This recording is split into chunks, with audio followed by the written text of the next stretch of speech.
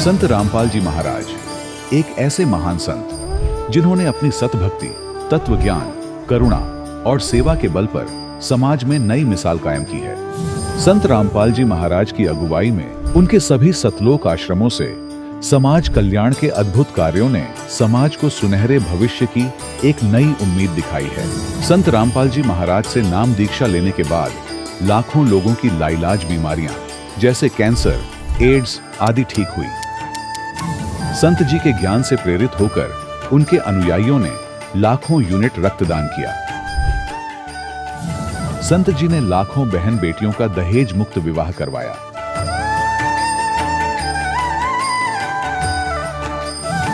संत जी ने लाखों लोगों का नशा छुड़वाया, करोड़ों उजड़े परिवार बसे। संत जी के आश्रमों में समागम के दौरान निःशुल्क नेत्र चिकित्सा, दंत चिकित्सा प्रदान की जाती है। संत रामपाल जी महाराज द्वारा समय समय पर पर्यावरण संरक्षण के उद्देश्य से बड़े स्तर पर वृक्षारोपण किया जाता है। संत जी ने जरूरतमंदों को तत्काल राहत पहुंचाने के लिए एम्बुलेंस सेवा शुरू की। संत जी अपने अनुयायियों को देहदान के लिए प्रेरित करते हैं, जिससे मानवता की सेवा और चिकित्सा क्षेत्र में सुधार हो सके। संत रामपाल जी महाराज के सभी आश्रमों में हर रोज निःशुल्क भंडारा आयोजित किया जाता है, जहां हर वर्ग, हर जाति और हर धर्म के लोग एक साथ बैठकर भोजन करते हैं।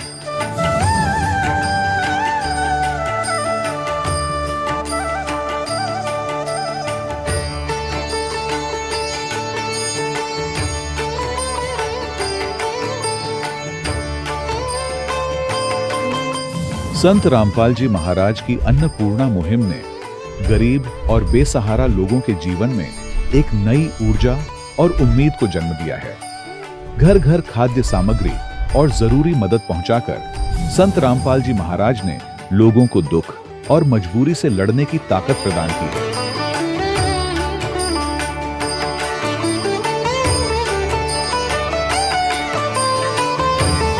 संत रामपाल जी महाराज द्वारा गरीब लोगों के लिए घर बनवाने का अद्भुत कार्य एक ऐसी मिसाल कायम कर रहा है जो सदियों सदियों संत जी की उदारता और दया भावना के तौर पर जाना जाएगा।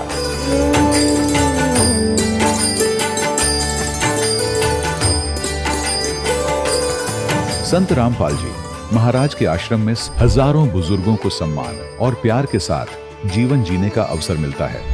उनके खाने, रहने और स्वास्थ्य की पूरी जिम्मेदारी संत रामपाल जी महाराज उठाते हैं। अनाथ बच्चों के लिए संत रामपाल जी महाराज के सभी आश्रम किसी वरदान से कम नहीं। यहाँ उन्हें शिक्षा, संस्कार और भविष्य के लिए बेहतर अवसर प्रदान किए जाते हैं। चाहे बाढ़ हो, भूकंप या महामारी, संत रामपाल जी महाराज और उनके अनुयायी हमेशा ही जरूरतमंदों के लिए सबसे आगे खड़े रहते हैं। कोविड महामारी के दौरान संत रामपाल जी महाराज के आश्रमों से करोड़ों लोगों के लिए भोजन, दवाइयां और जीवन रक्षक सामग्रियां उपलब्ध कराई गई। चाहे गरीब की मदद हो या किसी शोषित और पीड़ित वर्ग के हक और सम्मान की लड़ाई, संत रामपाल जी महाराज ने हमेशा ही उनकी दबी आवाज को सरकारों तक पहुंचाया है और उन्हें उचित न्याय दिलवाने में अहम भूमिका अदा की है। समाज में आध्यात्मिक और सामाजिक मूल्यों के प्रति जागरूकता लाने में संत रामपाल जी महाराज हर कदम पर मानवता के सच्चे सेवक साबित हुए हैं। संत रामपाल जी महाराज का जीवन हमें सिखाता है कि सच्ची सेवा वही है जो निस्वार्थ भाव से की जाए। आइए हम भी इस महान सेवा के कार्य में इस महान संत से जुड़ें और संत रामपाल जी महाराज से नाम दीक्षा लेकर अपने जीवन को धन्य बनाएं।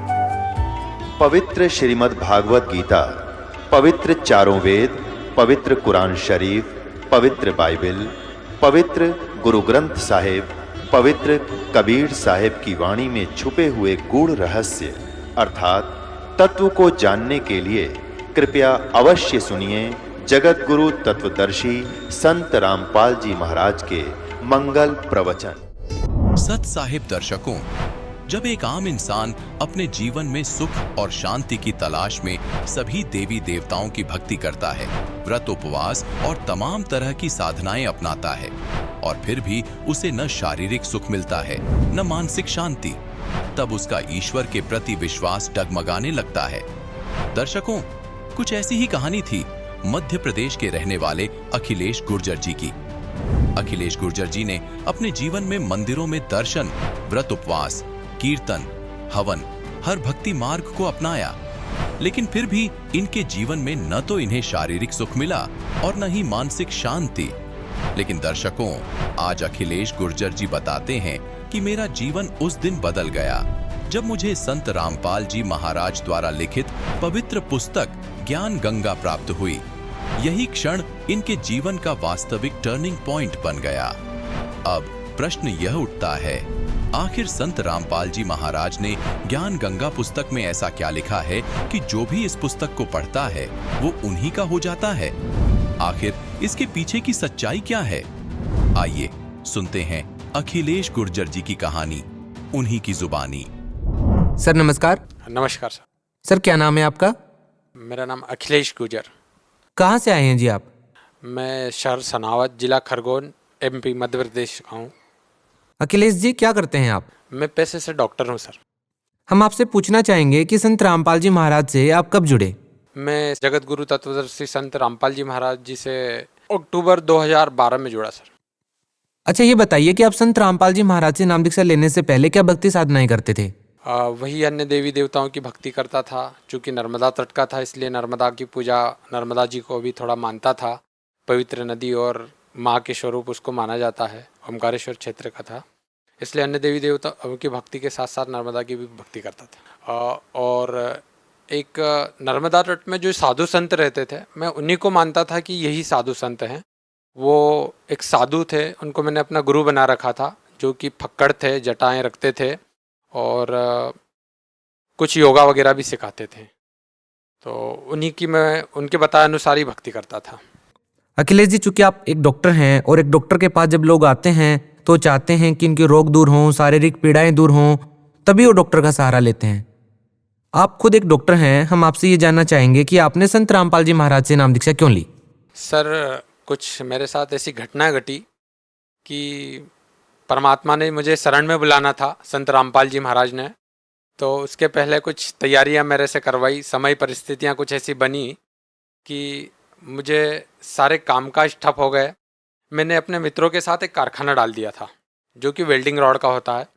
उसमें मुझे बहुत ज़्यादा लॉस गया और वहीं से मेरी इच्छा हुई कि ये सब काम बेकार है और कहीं एकांत में जाना चाहिए।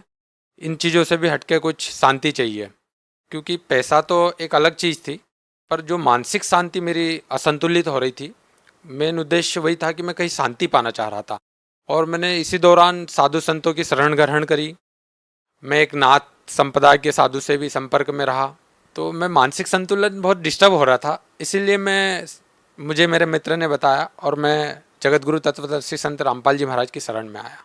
संत रामपाल जी महाराज से जो लोग जुड़े हुए हैं, जो उनके अनुयायी हैं, उनसे हमारी मुलाकात होती है, जिनका हमने इंटरव्यू लिया है, सभी ने बताया कि किसी को मानसिक रोग था वो ठीक हो गया, किसी को शारीरिक रोग था वो ठीक हो गया, किसी को आध्यात्मिक लाभ मिले हैं, किसी को आर्थिक लाभ मिले हैं। हम आपसे जानना चाहेंगे अखिलेश जी, चूंकि आप एक डॉक्टर हैं, तो संत रामपाल जी महाराज से नाम दीक्षा लेने के बाद आपको क्या फायदा मिला, आपको क्या लाभ मिला? सबसे पहले तो मुझे इस मानव मनुष्य जीवन का मेन उद्देश्य पता चला कि आखिर मनुष्य जीवन होता क्या है। क्योंकि इससे पहले तो पशुओं की तरह जीवन जी रहे थे। डॉक्टर चूँकि थे जरूर नाम से, पर जो जीवन था वही था जो एक साधारण जनता जीती है। नशा करना, दोस्तों के साथ घूमना। और परमात्मा जी की शरण में आने से सबसे पहला और सबसे बड़ा लाभ मुझे जो मिला कि जैसे ही मेरी मानसिक संतुलन थोड़ा गड़बड़ हुआ और मुझे लॉस हुआ धंधे में, उसी दौरान मेरी शादी हो गई थी। तो शादी के 5-6 साल बीत चुके थे और मेरे घर श्रीमती जी को जो भी गर्भधारण होता था उसमें दिक्कत आ जाती थी। मैंने अच्छे अच्छे डॉक्टरों से संपर्क करा। मेरे पास में इंदौर जैसा बड़ा सा शहर है, वहाँ के जो फेमस डॉक्टर थे मैंने उनसे भी मुलाकात करी। तो वो लोग यही बोलते थे ऐसी प्रॉब्लम आजकल आम बात हो गई है और कुछ नहीं, अगली बार फिर से आप थोड़ा ध्यान रखिए, प्रिकॉशंस रखिए, आराम करने दीजिए। ऐसे जो भी मेडिकल टर्म्स के हिसाब से जितने भी रूल्स होते हैं वो सब मुझे बता देते थे और मैं उनके अनुसार फिर अगली बार सारे नियमों को फॉलो करता था, पर कुछ भी लाभ नहीं हो पा रहा था सर। वाइफ के साथ 3 बार ऐसी घटना चूँकि हर 6 महीने साल भर के अंदर हो रही थी, तो मेरा विश्वास उठ गया था मेडिकल लाइन से कि डॉक्टरों से ही सब कुछ नहीं हो सकता है, क्योंकि कहीं ना कहीं डॉक्टर भी भगवान के आगे सिर झुकाता है। तो डॉक्टर सब कुछ नहीं कर सकता, भगवान भी कोई चीज़ है। और मैं संत रामपाल जी महाराज की शरण में जा चुका था, तो मुझे ऐसा लगा कि कहीं ना कहीं संत रामपाल जी महाराज की दया से ही कुछ आगे बढ़ सकता हूँ। उसी बीच मेरा एक विचार भी हो गया था, जब उनकी मैं पीड़ा देखता था ऐसे समय में, तो मेरा विचार हो गया था कि अब मैं ये इस टाइप की कोई भी चीज़ नहीं चाह रहा हूँ बच्चे जैसी। अब मैं किसी भी गरीब व्यक्ति के बच्चे को या जिसके पास ज़्यादा बच्चे या कोई अनाथालय हो वहाँ से एक बच्चा अडॉप्ट कर लूँगा, क्योंकि बच्चा चाहिए क्यों, सिर्फ मनोरंजन के लिए, आगे चल के वो आपकी सेवा कर सके, ऐसे इसी सुविधाओं के लिए बच्चा चाहिए। तो मैंने ये विचार किया कि किसी गरीब व्यक्ति का बच्चा अडॉप्ट कर लूँगा। और मैं श्रीमती जी से बार बार बोलता था कि एक कोई गरीब परिवार देखेंगे और अपन बच्चा ले लेंगे। तो मुझे बोलती थी कि नहीं, कभी खुद का भी बच्चा होना चाहिए, मैं भी माँ बनना चाहती हूँ। और मुझे आज अच्छे से याद है कि वो दिन 31 दिसंबर का था, रात का समय चल रहा था। मैं और मेरा मित्र हम लोग बैठे थे ऐसे घर पर ही, चाय के साथ हंसी मजाक चल रही थी और वो अपने घर चले गए, मैं अपने घर पे रेस्ट कर रहा था। इतने में सुबह सुबह करीब 4 बजे मुझे एक सपना सा आया और वही सपना सेम मेरी वाइफ को भी आया। हम दोनों को ऐसा एहसास हुआ कि कहीं ना कहीं हमारे कमरे में बंदी छोड़ संत रामपाल जी महाराज जी आए और एक अचानक सी हल्की सी लाइट का एहसास हुआ और एक शांति फील हुई। तो वैसे ही मेरी आंखें खुल गई करीब 10 मिनट बाद और मेरी वाइफ की भी आंखें खुली। हमने एक दूसरे से देखा और पूछा कि आपको कुछ दिखा? मैंने बोला हाँ मुझे भी कुछ दिखा। और बोले कि क्या दिखा? तो मैंने बोले पहले आप बताओ। उन्होंने बताया कि भाई मुझे रामपाल जी महाराज जी के दर्शन हुए। मैंने कहा मुझे भी सदगुरु रामपाल जी महाराज जी के दर्शन हुए। वो दिन था सर, और आज का दिन है कि बंदी छोड़ परमात्मा संत रामपाल जी महाराज की दया से दास के पास एक 2 साल की गुड़िया है और इतनी सुंदर है कि कोई भी देखता है तो बोलता है यार ये आपकी गुड़िया नहीं हो सकती। बिल्कुल ही सुंदर सी, हेल्दी सी है। और उसको कभी अभी तक 2 साल हो गए मुझे डॉक्टर के पास अलग से नहीं ले जाना पड़ता, क्योंकि मैं भी एक डॉक्टर हूँ, पर चूंकि बच्चों के भी डॉक्टर रहते हैं तो मुझे कहीं ऐसा ज़रूरत नहीं पड़ता कि मैं जैसे कहीं ले जाऊँ। हल्की सी सर्दी जुकाम होती है और मैं बोलता हूँ थोड़ा सा रामपाल जी महाराज जी ने कुछ दया बख्श रखी, प्रसाद के रूप में, कुछ चरणामृत के रूप में वो देते हैं और वो खेलने लग जाती है। जब मुझे इससे लाभ हुआ तो मैं खुद आश्चर्य रहा और मैं जनता से भी यही प्रार्थना करूंगा कि आप खुद अंदाज़ा लगा सकते हैं कि मैं एक डॉक्टर होने के बाद निराश हो गया था और मेरी कोशिशें फेल हो रही थी। तो मुझे बंदी छोड़ संत रामपाल जी महाराज की दया से ये लाभ प्राप्त हुआ। इसके बाद मुझे एक बवासीर की समस्या खुद को थी, चूँकि हल्की सी थी तो मैं ध्यान नहीं दे रहा था। मैंने छोटी मोटी दवाइयाँ ले रखी थी, फिर भी कुछ आराम नहीं मिल रहा था। पता ही नहीं चला वो तकलीफ कब गायब हो गई। ऐसे बहुत सारे लाभ जो छोटे छोटे आए दिन हो जाते हैं, जिनका कभी एहसास भी नहीं हो पाता और परमात्मा कब वो लाभ दे देते हैं पता ही नहीं चलता। सर, आप एक शिक्षित व्यक्ति भी हैं और साथ ही डॉक्टर भी हैं। जैसा कि आपने बताया कि आपको संतान की प्राप्ति नहीं हो रही थी और संत रामपाल जी महाराज से नाम दीक्षा लेने के बाद आपको संतान की प्राप्ति हुई। सर, जैसा कि हम देखते हैं कि साइंस का जमाना है, लोग डिजिटल इंडिया की बात कर रहे हैं, क्या ऐसे समय में लोग विश्वास कर पाएंगे कि किसी संत से आशीर्वाद लेने से ऐसे ऐसे लाभ मिल सकते हैं? जो राहत डॉक्टरों से नहीं मिल रही थी वो एक संत के आशीर्वाद मात्र से कैसे मिल सकती है? क्योंकि आप एक डॉक्टर हैं, आप इस बारे में बेहतर बता पाएंगे। क्या कहना चाहेंगे आप? सर, आज जो मॉडर्न युग है, जो साइंस का ज़माना चल रहा है और जो डिजिटल इंडिया की हम बात कर रहे हैं, यहाँ पर मैं ये कहना चाहूँगा कि अध्यात्म एक ऐसी चीज़ है जहाँ साइंस खत्म होता है, स्टॉप होता है, जहाँ सारी सीमाएं खत्म हो जाती है साइंस की, वहाँ से अध्यात्म की शुरुआत होती है। क्योंकि जब मैंने संत रामपाल जी महाराज जी का ज्ञान सुना, पढ़ा और जाना, जब मुझे ये एहसास हुआ कि अध्यात्म क्या चीज़ है और ये समझ में आया कि ये क्यों करना चाहिए, हमें मानव जीवन के क्या उद्देश्य है और कैसे करना चाहिए, मानव जीवन क्यों जीना चाहिए, क्या इसके उद्देश्य, मूल उद्देश्य है। सर, सबसे ज्यादा संत रामपाल जी महाराज को इस बात को लेकर के प्रसिद्धि मिली है कि जो भी संत रामपाल जी महाराज से नाम दीक्षा लेता है वो नशा छोड़ देता है। सर, आपका क्या अनुभव है इस बारे में? सर, मैं खुद नशा करता था, क्योंकि जो फ्रेंड सर्कल था वो कुछ ऐसा था कि कभी ना कभी हफ्ते में एक बार कुछ ड्रिंक वगैरह या फिर सिगरेट की एक आदत सी हो गई थी, मैं खुद भी लेता था। और नशे की आदत के कारण क्या होता था सर कि मेरे खुद का चिड़चिड़ापन बढ़ जाता था और कभी कभी हम दोनों का बहुत झगड़ा हो जाता था और इतना गुस्सा आ जाता था मुझे कि बहुत सारी चीज़ें मैं तोड़ फोड़ कर दिया था करता था। ये मेरी एक बहुत बैड हैबिट थी और इस नशे की लत को रामपाल जी महाराज जी के आशीर्वाद मात्र से ऐसा छूट गया कि मुझे पता ही नहीं चला। उससे पहले मैंने कई बार कोशिश कर चुका था मैं कि ये नशा दूर हो जाए। मैं काफ़ी कुछ 8-8 दिन तक कोशिश करता था, ले नहीं पाता था, कसम खा लेता था कि अब नशा नहीं करूँगा।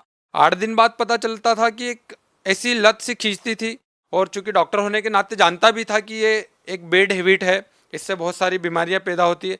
पर मैंने अपने इतने से जीवन में देखा है कि जो बड़े बड़े स्पेशलिस्ट लोग हैं जो दूसरे को राय देते हैं कि नशा नहीं करना चाहिए, वो भी छुप छुप के नशा करते हैं। मैंने अपने जीवन में देखा है। तो ये बंदी छोड़ रामपाल जी महाराज की आशीर्वाद मात्र से मेरी ये सारी आदतें पूरी तरह से छूट गई सर। सर, भगत समाज को आप इस बारे में क्या संदेश देना चाहेंगे? मैं सारी भगत समाज से और सारे मानव समाज से एक ही प्रार्थना करना चाहूँगा कि चूंकि मैं भी खुद डॉक्टर हूँ, आप देखते हैं हॉस्पिटलों में आके या हम खुद भी देखते हैं जब ड्यूटी पे या कभी ऐसे केसेस रहते हैं तो हजारों की संख्या में लोग तड़पते रहते हैं, उनकी बीमारियों का निदान नहीं लग पाता। वो डॉक्टरों के चक्कर पे चक्कर काटते रहता, हॉस्पिटलों पे चक्कर काटते रहता है, पर उसका कोई निवारण नहीं लग पाता है। और चूंकि डॉक्टर भी खुद अपने कार्य को शुरू करने से पहले एक बार भगवान को जरूर याद करता है। वो मानता है कहीं ना कहीं कि भगवान जैसी कोई चीज़ इस दुनिया में है, मेरे से भी ऊपर, या इस दुनिया को चलाने वाली कोई शक्ति है जो हम सबसे ऊपर है। तो मेरा एक सभी से एक ही निवेदन है कि आप अगर पूरी तरह थक चुके हो और आपको कहीं ना कहीं विश्वास हो कि भगवान इस दुनिया में है, तो आप बंदी छोड़ सदगुरु रामपाल जी महाराज जी की शरण में आके देखें, उनका ज्ञान सुने समझे। चूँकि पूरा ज्ञान शास्त्रों, वेदों, रामायण जी, गीता जी, कुरान शरीफ, बाइबिल, जितने भी दुनिया के ग्रंथ धर्म शास्त्र हैं, उन सबसे रामपाल जी महाराज जी ने प्रमाणित करके दिखा दिया कि भगवान कौन है, कैसा है, कैसा मिलता है, उसको पाने की विधि क्या है। और बहुत ही सरल और आसान तरीके से भक्ति जितनी सहज रामपाल जी महाराज जी ने बताई। भक्ति नाम सुन के ही डर लगता था पहले। रामपाल जी महाराज ने सारे वेदों से निराकरण करके बता दिया कि भक्ति कैसी और क्यों करनी चाहिए, उसका महत्व क्या है भक्ति का। तो मेरा आप सभी से यही निवेदन है कि आप एक बार रामपाल जी महाराज की शरण में आके उनका ज्ञान जहाँ भी आपको पुस्तक के माध्यम से, टीवी चैनलों के माध्यम से या फिर SMS, कोई बुक्स, जैसे भी आपको मिले, एक बार जरूर पढ़ के देखें। आप खुद निर्णय करिएगा कि क्या सही और क्या गलत चीज है। बहुत बहुत धन्यवाद सत साहिब जी। दर्शकों, अभी आपने सुने संत रामपाल जी महाराज से दीक्षा प्राप्त करके सुखी हुए भक्त के अनुभव। अब देखिए जगत गुरु तत्वदर्शी संत रामपाल जी महाराज के मंगल प्रवचन। इस गंदे लोक में आप इन्हीं व्यवस्थाओं से संतुष्ट हैं तो आपका भूल लाग रही है। उस भूल को तोड़ने के लिए परमात्मा आते हैं या अपना कोई दास भेजकर आपको सजग करते हैं कि आप अपना मूल उद्देश्य भूल चुके हो। उसके लिए याद दिलाते हैं कि जो भक्ति करते हैं उनकी भगवान मदद करते हैं। जैसे इसमें एक प्रसंग आया है कि लंका तोड़ी, बिलंका तोड़ी और अहि रावण से मारे, 10 मस्तक रावण के काटे और विभीषण को राज दिया रे। परमात्मा कहते हैं यदि तूने यहाँ की थोड़ी बहुत सुख सुविधाएं भी चाहिए तो वो भी हम देंगे, और जो हम देंगे वो तेरे अनुकूल होगी। और आप अपने प्रयत्न से यहाँ की सुख सुविधाएं प्राप्त करना चाहोगे तो आप गलती पे गलती करोगे, कहीं रिश्वत लोगे, सैकड़ों झूठ बोल के कोई माल बेचोगे, मिलावट करोगे, वो आपके लिए कहर साबित होगा एक दिन। तो ऐसी गलतियां ना करना। फिर बताते हैं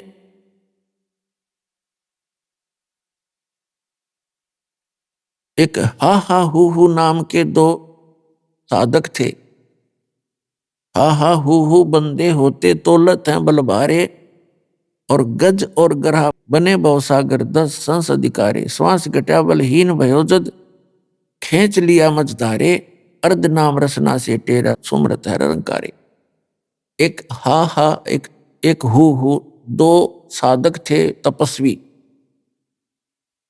अब इस काल ने ऐसा जुल्म कर रखा है, पहले तो कोई भक्ति करता ही नहीं, करना चाहता ही नहीं,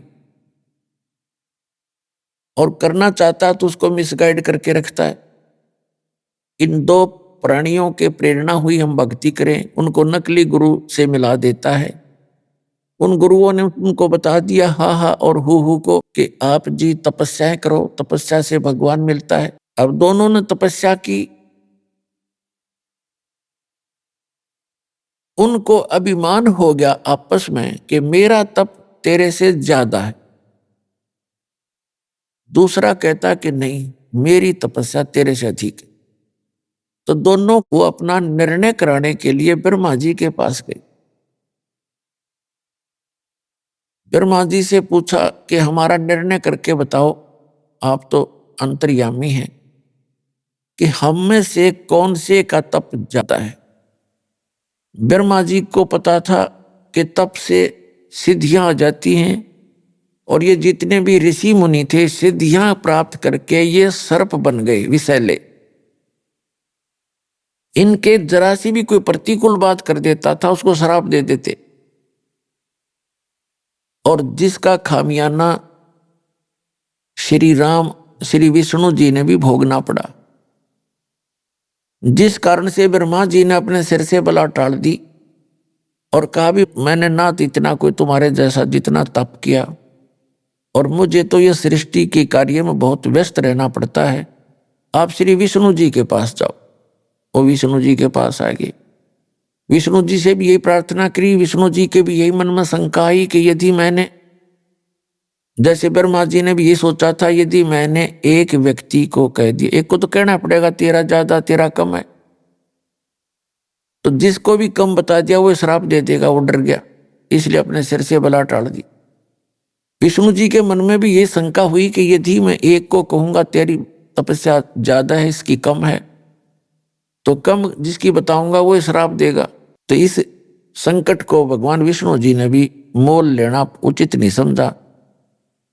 उन्होंने कहा भी देखो मैं तो व्यवस्था में लगा रहता हूं, पालन पोषण का कार्य, होम डिपार्टमेंट है मेरे पास, आप जाओ भगवान शंकर जी के पास, वो ज्यादा तप वप करते, वही आपका फैसला कर सकते। तो वो गए भगवान शिव जी के पास। अब भगवान शिव जी ने भी सोचा भी ये एक को तो कहना पड़ेगा तेरी कम है इसकी ज्यादा है, तो ये हैं सर्प डस देंगे। उन्होंने भी अपने सिर से बला टाल दी कि अभी एक मतंग नाम के ऋषि हैं पृथ्वी पे, वर्तमान में वही बता सकते हैं, वो बड़े साधक हैं, बड़े तपस्वी हैं, आप वहां जाइए।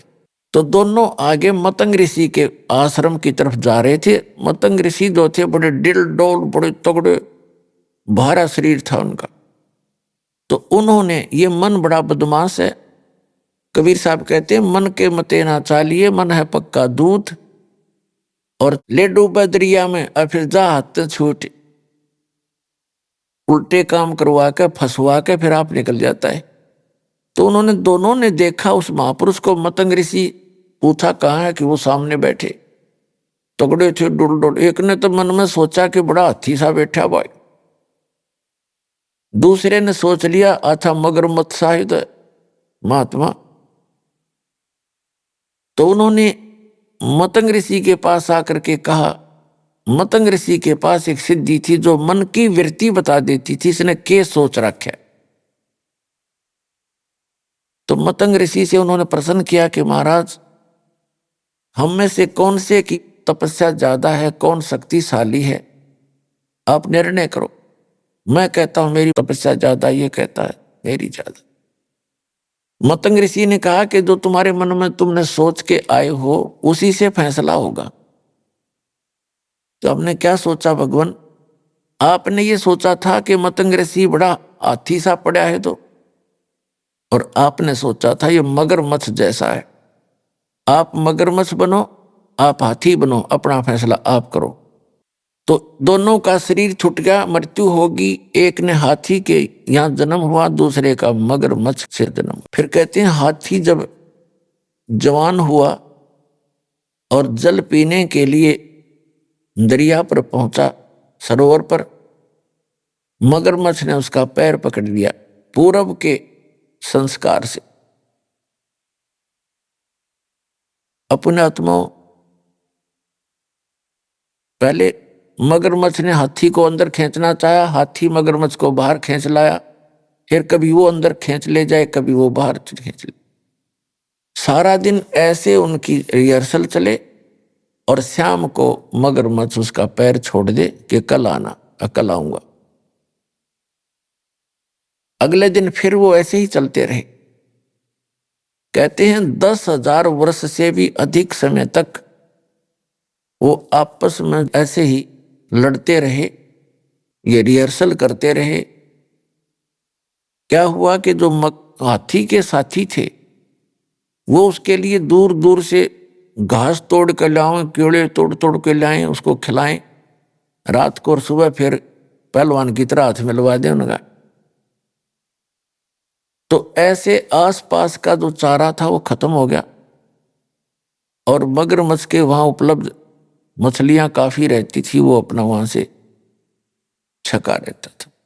तो बलहीन हो गया हाथी और मगरमच्छ ने वो खींच लिया और इतना गहरे पानी में ले गया कि सूंड का थोड़ा सा हिस्सा शेष था जहां से हाथी श्वास लेता है। उसकी नाक बहुत लंबी होती है, 5-7-10 फुट की, तो सारा खींच लिया। सूंड ऊपर रखा हुआ था। जब उसने देखा कि अब सूंड में भी पानी प्रवेश होगा तो मर जाएगा, अपनी ताकत भूल के परमात्मा को याद किया।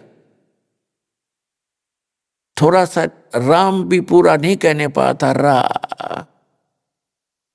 उसी समय कहते हैं सुदर्शन चक्र आया और मगरमच्छ कह लगा, मगरमच्छ ने उसका पैर छोड़ दिया, हाथी बाहर आ गया। अब वहां भगवान प्रकट हुए श्री विष्णु रूप में और आकर कहा कि गज यानी हाथी आप चलो स्वर्ग में। आपने मेरे को कसक के साथ याद किया, इसलिए स्वर्ग चल। तो जब मगरमच्छ ने कहा कि हे भगवान, देखो हम अपनी जिद के आधार से अभिमानवश हम एक दूसरे से लड़ रहे थे, और जब इसने आपको याद किया मैं उतनी ही कसक से सुन भी रहा था, लेकिन मानवश मैं इसको छोड़ नहीं रहा था। तब भगवान ने कहा ठीक है भाई, तुम दोनों ही चलिए, आप दोनों को ही स्वर्ग भेज देते हैं। अपने आत्माओं कहने का भाव ये है, इस कथा का निष्कर्ष ये निकलता है कि पहले तो यहां डले ढोते हैं ये साधक, फिर इनके अंदर अभिमान घर कर जाता है। परमात्मा कहते हैं सत्संग की आधी घड़ी और तप के वर्ष 1000 तो भी बराबर है नहीं, कहें कबीर विचार।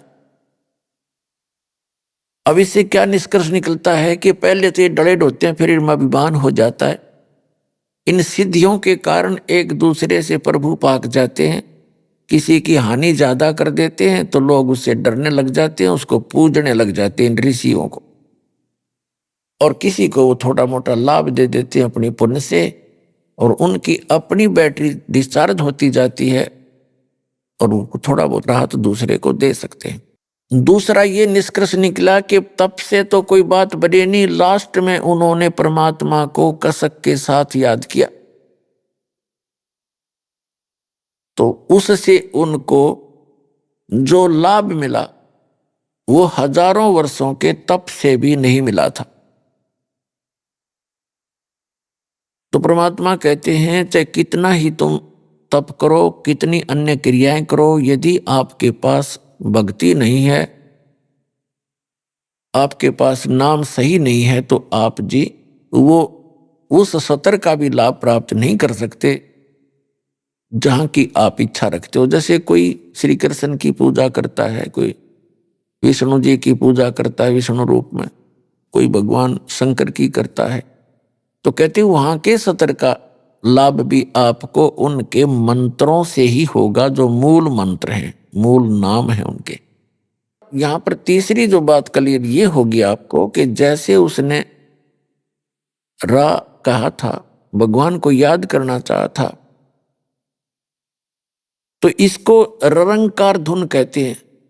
ररंकार धुन, ररंकार जैसे ये राधा स्वामी वाले नाम देते हैं, ओंकार, ज्योत स्वरूपी ररंकार। जो ररंकार है न, पता नहीं ररंकार होता क्या है। जैसे इंसान मरते हुए भगवान को याद करता है विशेष कसक के साथ, वो ररंकार धुन है, ररंकार लौ है उसकी, वो ररंकार लगन है। जैसे हाथी ने मरते हुए रा गया था, ऐसे जो कसक के साथ मालिक याद किया जाता है, यानी उसकी कीमत अलग से होती है। तो भक्ति करने वाले के लिए संदेश है कि जब आप कोई भी नाम का जाप करें, उसको विशेष कसक के साथ करें, फॉर्मेलिटी सी ना करें। तो उस कसक के साथ लिए हुए नाम का जो लाभ है वो अत्यधिक है, उसका कंप्लीट लाभ है। तो यहां कहने का भाव ये था कि पहले तो ये डले ढोते हैं, फिर आंडी पाक जा, अभिमान हो जाता है भक्ति करके, और फिर यहीं के यहीं रह जाते हैं। तो यहां जो चौथा कंसेप्ट ये क्लियर हुआ कि जैसे कोई परमात्मा की कथा सुना रहा है कसक के साथ, और सुनने वाला भी सुन रहा है उसी भाव से, तो दोनों को वो ज्ञान लाभ प्राप्त होगा। उस ज्ञान यज्ञ का जो लाभ है दोनों को ही प्राप्त होगा। जैसे दास सत्संग करता है और आप हृदय से सुन रहे हो, तो दोनों को ही लाभ हो रहा है, दोनों को उस सत्र का लाभ मिलेगा। फिर बताते हैं कि दुर्योधन और दुशासन को द्रौपदी चीर उतारे, अंधे को कोपीन देई थी, वो बद गे अंत अपारे। भीष्म पिता और द्रोणाचार्य कर्ण से बानों मारे, महाभारत में टटीरी के रखे, वहां घंटा टूट पड़ा रे कि मन तू पावेगा अपना किया रे, भोगेगा अपना किया रे।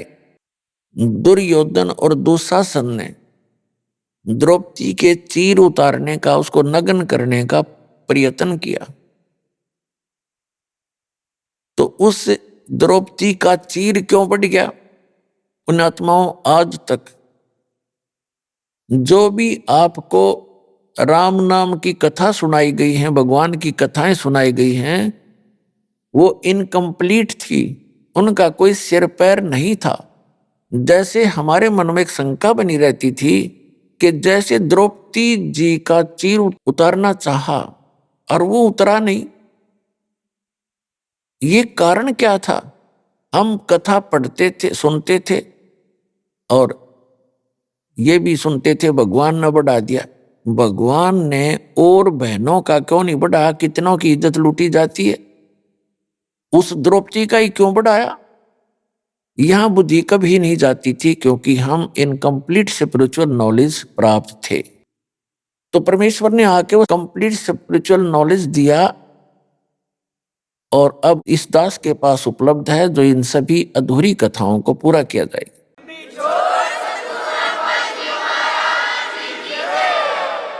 पुण्यात्माओं,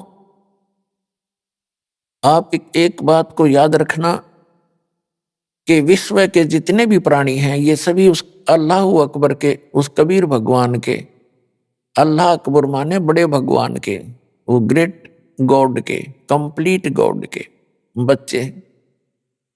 और आज जितने भी पोस्ट प्राप्त हैं, जैसे कोई ब्रह्मा बना है, कोई विष्णु बना है, कोई शिव बना है, या कोई अन्य पोस्ट प्राप्त है, कोई देव बना है, महादेव बना है, और चाहे कोई अन्य यहां पृथ्वी के ऊपर राष्ट्रपति बना है, मंत्री बना है, प्रधानमंत्री, मुख्यमंत्री बना है,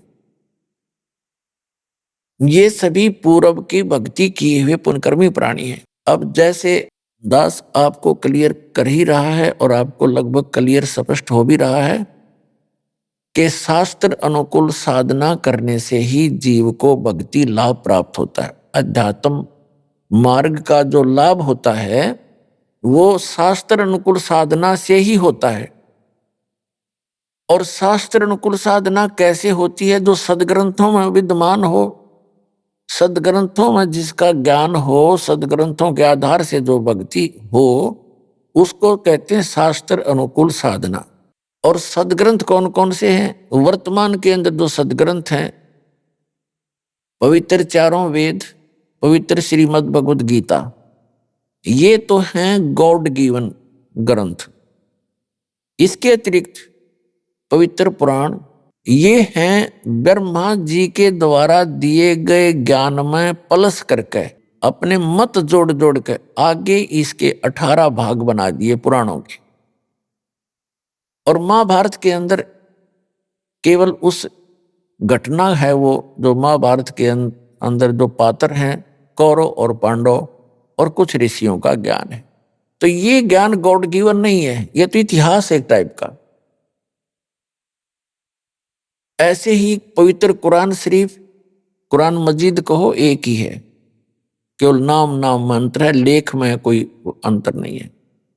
तो ये भी गॉड गिवन है, लेकिन ये पवित्र चारों वेद, पवित्र श्रीमद् भगवद गीता और पवित्र पुराण, पवित्र बाइबल का जो अंश है, वो इस ब्रह्म के द्वारा दिए गए हैं। ये भी गॉड है, ये इनकम्प्लीट गॉड है। जैसे भारत का जो राष्ट्रपति हैं और प्रधानमंत्री हैं, ये कंप्लीट साहब हैं, हमारे साहब हैं। वैसे तो गृह मंत्री सेंटर का वो भी साहब है, और मुख्यमंत्री स्टेट का वो भी साहब है, एक मंत्री गृह मंत्री स्टेट का, प्रांत का, वो भी साहब है, एक कमिश्नर भी साहब है, एक डीसी भी साहब कहलाता है, एक एसडीएम भी साहब कहलाता है, तहसीलदार भी साहब ही कहलाता है। तो इस प्रकार ये सभी साहब हैं, लेकिन ये इनकम्प्लीट साहब हैं, अधूरे साहब हैं। इनका सीमा है, अक्षेत्र है। और कंप्लीट साहब जो है, वो पूर्ण साहब जो है, प्रधानमंत्री है और राष्ट्रपति है। इसी प्रकार जो ब्रह्म है, ये इनकम्प्लीट गॉड है, और इसके द्वारा दिया गया ज्ञान इसका इनकम्प्लीट नॉलेज है। लेकिन जितना है वेद और गीता वो सही है। जो कुरान है उस सत्र का ज्ञान वो सही है, लेकिन उसमें ना पवित्र गीता में, ना पवित्र वेदों में, ना पवित्र कुरान शरीफ में, ना पवित्र बाइबल में उस पूर्ण परमात्मा की पूर्ण जानकारी नहीं है। उसके लिए ऑप्शन छोड़ रखा है। पवित्र श्रीमद् भगवद गीता अध्याय नंबर 4 के श्लोक नंबर 34 में, पवित्र यजुर्वेद अध्याय नंबर 40 के मंत्र नंबर 10 में, और पवित्र कुरान शरीफ के सूरत फुरकानी 25 आयत नंबर 52 से 59 में ये स्पष्ट कर रखा है कि वेद ज्ञानदाता, गीता ज्ञानदाता और कुरान शरीफ का ज्ञानदाता कह रहा है कि वो अल्लाह अकबर, यानी वो पूर्ण परमात्मा तो कोई और है, जिसने 6 दिन में सृष्टि रची, 7वें दिन तख्त पर जावे, जो सबका उत्पादक है।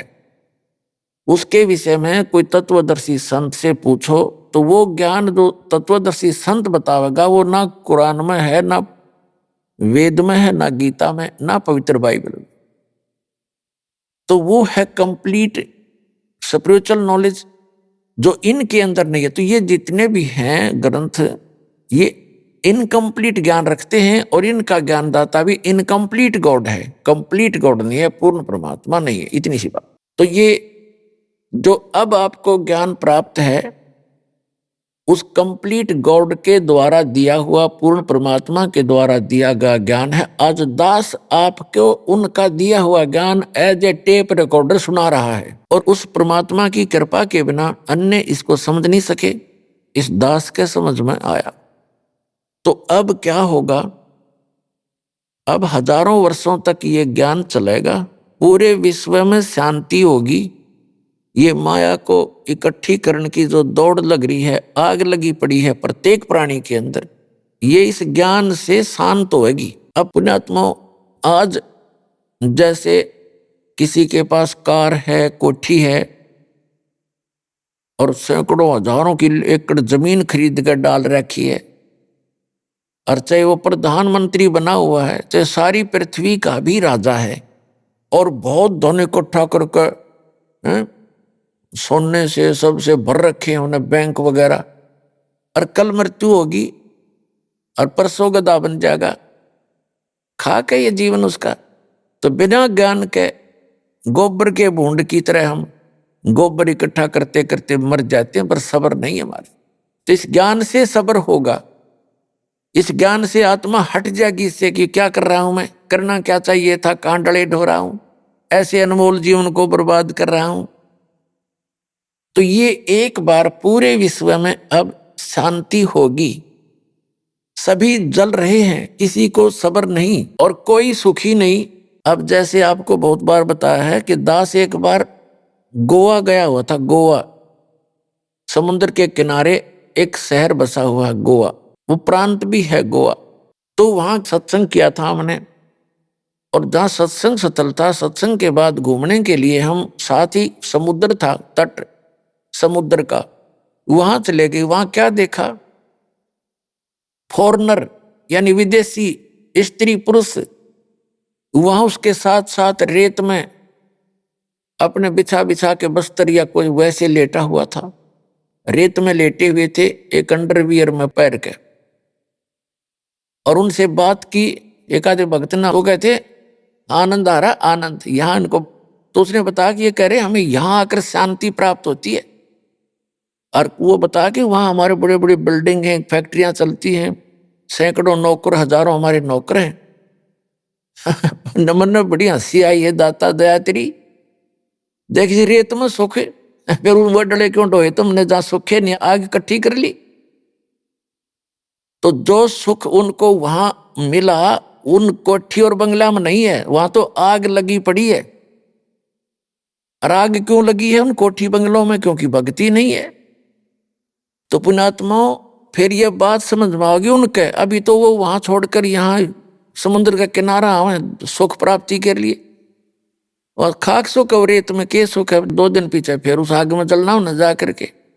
अगर जब सुख इतना होकर के ही है, सब कुछ त्याग कर एक लंगोट बांध के सुख है, तो पहले से सीमित हो जाओ तुम, घर पे भी सुख हो जाएगा। तो ये आपको दास ये ज्ञान देना चाहता है कि केवल कबीर साहब परमात्मा ने बताया है, पूर्ण ब्रह्म ने, साईं इतना दीजिए जिसमें कुटुंब समावे, हम भी भूखे ना रहे, अतिथि ना भूखा जाओ। ये धन मांगो और भक्ति करो डट के, और फिर आपको जो भी आवश्यकता होगी इस संसार की भौतिक आवश्यकता जो आपकी होगी, भगवान ढेर लगा देगा आपका आगे। अगर आवश्यकता पड़ी तो ढेर लगा देगा।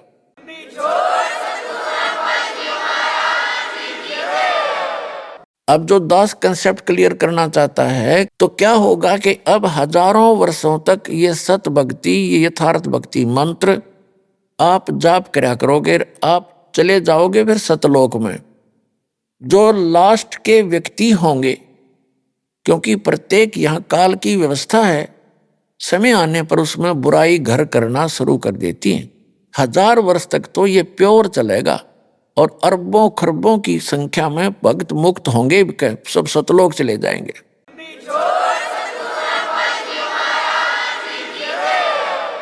और फिर जो बाद के बचेंगे वो भगत तो होंगे, लेकिन उनमें बुराइयां घर कर जाएंगी, फिर वो पार नहीं हो सकेंगे। और उनके इस भक्ति से, क्योंकि ये यथार्थ भक्ति है, ये मूल मंत्र हैं, और ये भक्ति धन बहुत ज्यादा संग्रहित हो जाता है थोड़े ही सुमन से, तो वो भक्ति धन उनके साथ होगा। फिर ये काल उनकी कैसे दुर्गति करेगा। जैसे आपको प्रथम मंत्र दिया जाता है, उसमें श्री ब्रह्मा जी, विष्णु जी, शिव जी और दुर्गा जी, गणेश जी, इनकी मजदूरी दी जाती है। यह कोई पूजा नहीं है। पुण्यात्माओं, हम इस स्पिरिचुअल नॉलेज को बिल्कुल नहीं समझ पाए, हमारे को अध्यात्म ज्ञान कति नहीं था, हमने पूजा का पता नहीं। हम जैसे किसी से बैंक से लोन ले रखा है और उसका लोन हमने उतारना है, तो हम उसकी पूजा थोड़ी कर रहे हैं। शहर से देवांगे तो हम इंसान, नहीं तो फिर इंसान भी नहीं, हम करते तो नहीं निभा रहे अपना। ऐसे ही जैसे हमारा कोई बिजली का टैक्स है और हम बिजली खर्च कर रहे हैं, तो उसका बिल भरना ही है। हम जाएंगे वहां नमस्ते करते हैं, वहाँ के कैशियर से जो लेता है या अधिकारियों से मिलते हैं, उनको प्रणाम करते हैं, सभ्यता से पेश आते हैं। तो हम उनकी पूजा करने नहीं चाहते हैं, हम अपना ऋण देने जाते हैं, बल्कि टैक्स भी भरते हैं और प्रणाम भी करते हैं, क्योंकि सभ्यता यही कहती है। तो इसी प्रकार हम इन ब्रह्मा विष्णु महेश के ये जो हमारे ऊपर ऋण है, क्योंकि इनके लोक में हम रह रहे हैं, ये हमने इस मजदूरी दे देकर इनसे राहत प्राप्त करनी है, ये सिर्फ इतना काम है। और जब हम यहाँ से स्वदेश चलेंगे तो हमारे शरीर में कमल बने हुए हैं, ये बैरियर हैं आत्मा के लिए सतलोक जाने में, बाधाएं हैं। तो वो बाधाएं इन मंत्रों से क्लियर पाओगे आपकी, फिर आप पहुंचोगे त्रिकुटी पे। हमारे शरीर में कमल हैं, मूल कमल है, जैसे बैकबोन है रीढ़ की हड्डी, ये जाकर के लास्ट में गुदा के पास समाप्त होती है, और उस जहां ये एंड होता है इसका अंदर की तरफ, हमारे शरीर के अंदर की तरफ, इसके 2 उंगल ऊपर लगभग 1 इंच ऊपर एक कमल की शकल की, कमल के आकार की आंतड़ियां बनी हुई हैं, जैसे कमल के फूल के पत्ते होते, आंतड़ियों की ऐसी निशान से हैं। अब तो भक्ति है नहीं आपकी, तो वो ऐसे चिपके हुए हैं जैसे खाली ब्लेडर होता है। और जब भक्ति शुरू होगी तो उनके अंदर ये मंत्र से हवासी भरी जाएगी और वो अंदर की नसें तन जाएंगी, जैसे गाय भैंस का सतन, यानी उसमें जब दूध प्रवेश नहीं होता तब से पहले वो लटकते रहते, और जब बछड़ा और बच्चा छोड़ा जाता है उसको चूसने की चेष्टा करता है, वो तन जाते हैं ऐसे, तो उनमें दूध आ जाता है, उसी से तनते हैं। तो ऐसे ही वो कमल के आकार की जो छोटी छोटी सी आंतड़ियां हैं, इस भक्ति के मंत्र से वो तन जाती है।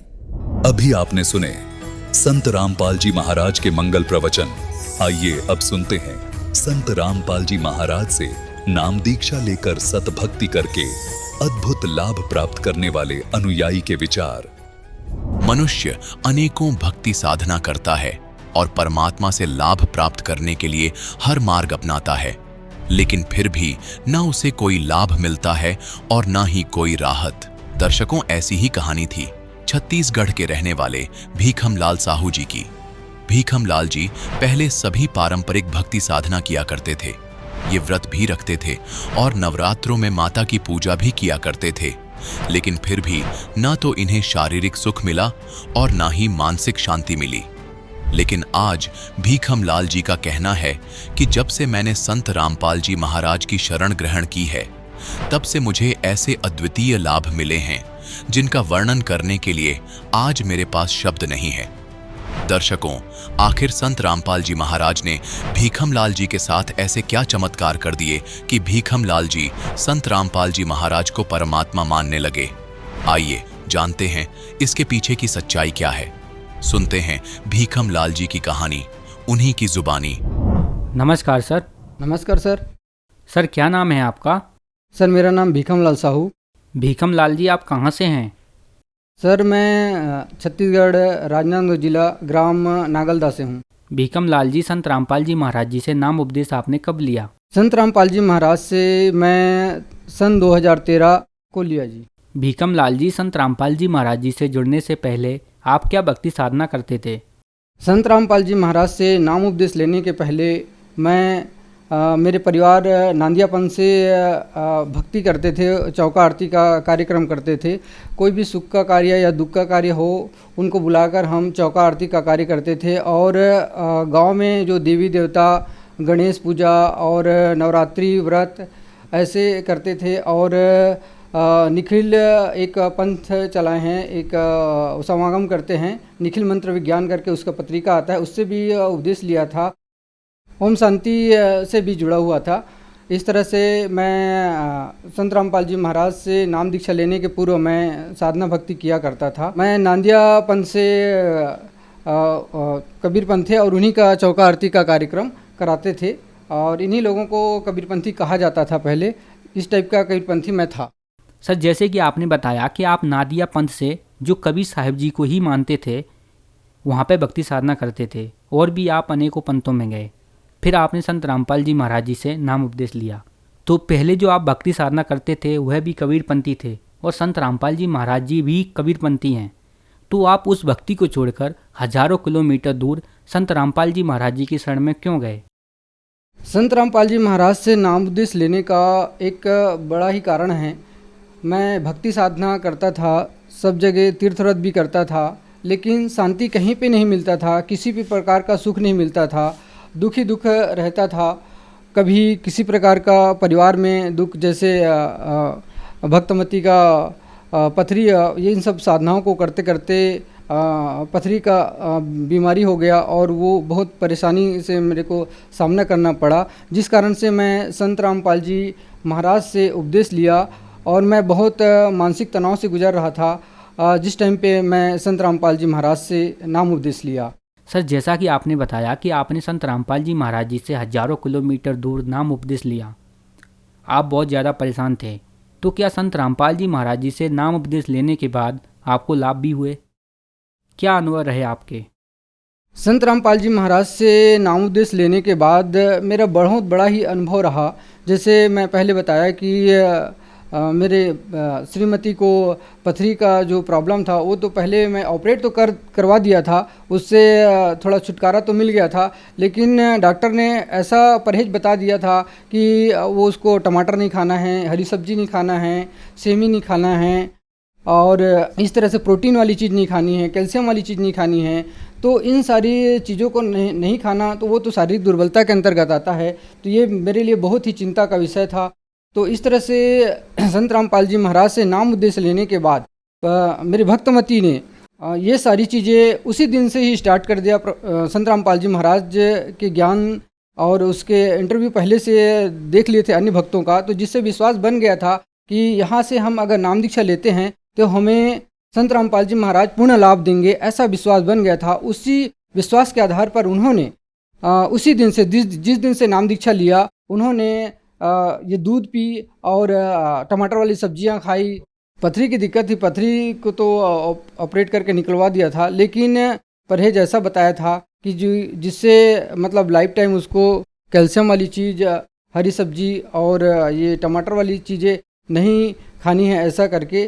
तो संत रामपाल जी महाराज से उपदेश लेने के बाद आज पूरा 10 वर्ष हो गया, पूरी कैल्शियम वाली चीज़ें, हरी सब्जी, टमाटर वाली सब्जी, सब चीज़ खाती है। किसी भी प्रकार का उनको कोई दिक्कत नहीं है, कोई भी परेशानी नहीं है और वो पथरी के नाम से हमको 1 रुपये का दवाई आज तक दोबारा लेना नहीं पड़ा। ये सबसे बड़ा लाभ मेरे को मिला। नाम दीक्षा लेने से पहले जो पथरी का ऑपरेशन कराया था, उसके बाद से उसके रीढ़ की हड्डी में ऐसा दर्द रहता था कि वो कुछ काम नहीं कर पाती थी, जिससे मुझे बहुत परेशानी होता था काम काज में। आर्थिक रूप से मैं वीक होते जा रहा था क्योंकि दवाइयों में पैसा लग जाता था।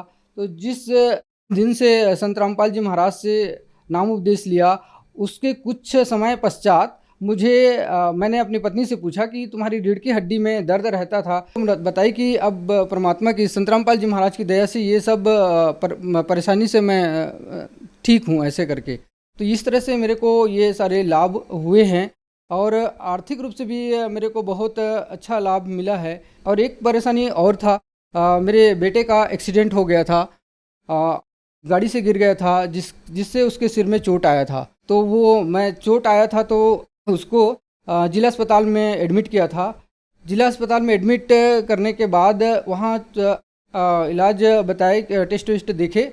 24 घंटे के बाद उन्होंने मेकाहारा, छत्तीसगढ़ में मेकाहारा रायपुर हॉस्पिटल है, वहाँ पर रेफ़र कर दिया। मैं बहुत ही चिंतित हुआ कि हे भगवान, अब क्या होगा, मैं तो यहाँ ठीक हो जाएगा करके, मेरे पास पैसे भी नहीं हैं और मैं कैसे इलाज कराऊंगा। तो रोते हुए मैं मन ही मन प्रार्थना किया, फिर प्रार्थना भी लगाया। तो मैं ले तो गया, उस हॉस्पिटल से तो अब ले जाना ही था क्योंकि वो रेफ़र कर रहे हैं, तो मैं लेके चला गया। तो एक टेम्पो वाले को बुलाया और उन्होंने बताया कि भाई एक हॉस्पिटल और है रायपुर जाने से पहले, तो पल्स हॉस्पिटल का पता दिया। तो मैं बोला ठीक है, मेरे पास में भी पड़ता है तो मैं वहीं ले जाता हूँ सर। वहाँ पे भी ले गए मैं लड़के को, तो वहाँ उन्होंने भी कुछ नहीं बोला, अभी हम 24 घंटे में कुछ नहीं बोलेंगे, ऐसे करके। फिर संत रामपाल जी महाराज से अरदास लगाया था, तो उसका प्रार्थना का जवाब भी आया कि आप भक्ति करो, परमात्मा दया करेंगे, तो संत रामपाल जी महाराज की दया से ऐसी कृपा हुआ कि मेरे बेटे को 3 दिन में ही वहाँ से मतलब छुट्टी मिल गए और सकुशल मैं घर आ गया, पूर्ण रूप से ठीक हो गया। जो मेरा खर्चा ऐसा था कि 50,000 तक जा सकता था, जिसमें परमात्मा ने 8,000 रुपये का खर्चे में मेरा टाल दिया परमात्मा ने। तो इतनी दया बख्शी है मालिक ने मुझ पर, संत रामपाल जी महाराज ने। क्या क्या गुण गाऊँ, परमात्मा पल पल दया बख्शते रहते हैं। मेरे पास घर नहीं था, पार्टीशन हुआ, घर नहीं मिला मुझे, जो घर थे वो भाइयों को मिला, मैं छोटा सा एक रूम मिला। परमात्मा ने आज इतनी दया बख्शी है, मेरे 4 रूम का एक बड़ा हॉल और 4 रूम का घर दे दिया मुझे। इस तरह से लाभ मेरे को संत रामपाल जी महाराज से नाम दीक्षा लेने के बाद हो रहा है। मैं नशा का आदी तो नहीं था, लेकिन ये समाज में बुराई व्याप्त है, उस बुराई के चलते लोगों का मानना है कि जो नशा करते हैं वो बहुत ही उच्च दृष्टि से देखा जाता है। इस दृष्टिकोण से मैं कभी कभार अपने साथियों से, साथ क्या बोलूँ, वो तो मेरे सबसे बड़े नुकसानदायक थे वो लोग जिनके साथ मैं बैठकर नशा कर लिया करता था। लेकिन संत रामपाल जी महाराज का ज्ञान हुआ, वो तो ज्ञान ऐसा हुआ कि मेरे को एक पुस्तक मिला ज्ञान गंगा करके।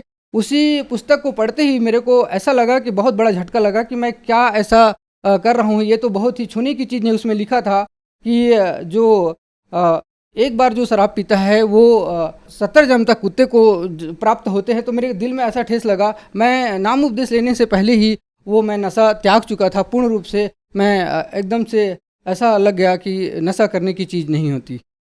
और लाभ एक ऐसा हुआ भगत जी, मेरे को अभी एक 3-4 महीने करीब 3-4 महीने पहले एक ऐसा एक्सीडेंट हुआ मेरा बाइक से कि मैं बाइक अलग फेंका गया। वो ऐसा हुआ कि 3 लड़के ऐसे अपने रास्ते पे जा रहा था, वो लोग अचानक से बाइक को अपने ऐसा आड़ा कर दिए और मेरा जो बाइक का स्पीड था 40 का स्पीड था। 40 की स्पीड में कंट्रोल करना बहुत ही मुश्किल होता है, तो मैं कंट्रोल नहीं कर पाया। उसकी गाड़ी से ऐसे टक्कर हुआ और गाड़ी अलग फेंका गया, मैं अलग फेंका गया। वहाँ पे वो जो कोकलेन मशीन था वो भी था, लेकिन मालिक ने ऐसा बचाया मेरे को कि वो कोकलेन का ये इतना दूरी था, कोकलेन मतलब 1 बीता लगभग बचा रहा होगा, वहीं पे जाके मैं गिरा। तो थोड़ा सी मेरे को खरोच आया और मेरे संत रामपाल जी महाराज ने मुझे आज उनकी भक्ति से मेरे को जीवन मिला है। आज मैं उसी का गुणगान कर रहा हूँ। सर, जैसा कि आपने बताया कि आप संत रामपाल जी महाराज जी से इसलिए जुड़े कि आपको उनसे लाभ मिलें। छत्तीसगढ़ को कबीरपंथियों का गढ़ माना जाता है और संत रामपाल जी महाराज जी भी कबीरपंथी हैं, तो फिर आपने संत रामपाल जी महाराज जी को ही क्यों चुना? ये बहुत अच्छी प्रश्न आपने किया है सर जी। संत रामपाल जी महाराज आज पूरे विश्व में देखा जाए तो महान संत है। वो इसलिए महान संत है क्योंकि लोगों को यही पता नहीं है कि परमात्मा कौन है, किसकी भक्ति करनी चाहिए और किसकी नहीं करनी चाहिए। तो संत रामपाल जी महाराज आज पूरे विश्व को शास्त्र के अनुसार ये प्रमाण करके बता दिया कि कबीर साहब जो 600 साल पहले काशी बनारस में आए हुए थे वो परमात्मा हैं और उनकी भक्ति करने से हम जीवों का उद्धार होगा। ये निष्कर्ष निकाल के, सदग्रंथ का निष्कर्ष निकाल के आज पूरे मानव समाज को बता रहे हैं, जिससे हम सबका कल्याण हो रहा है। सर, संत रामपाल जी महाराज जी से नाम उपदेश कैसे ले सकते हैं? संत रामपाल जी महाराज से नाम दीक्षा लेना बहुत ही आसान है। आज संत रामपाल जी महाराज की दया से डिस्ट्रिक्ट लेवल पे नामदान केंद्र खुले हुए हैं और विभिन्न चैनलों में संत रामपाल जी महाराज ने दया बख्शी है। सत्संग का कार्यक्रम चलते हैं, उसमें पीली पट्टी चलती है, उसमें नंबर आते हैं। उस नंबर को कॉल करके अपने नज़दीकी नामदान केंद्र का पता करके आप नाम दीक्षा प्राप्त कर सकते हो, बिल्कुल निःशुल्क, फ्री। धन्यवाद सर। सत साहिब जी।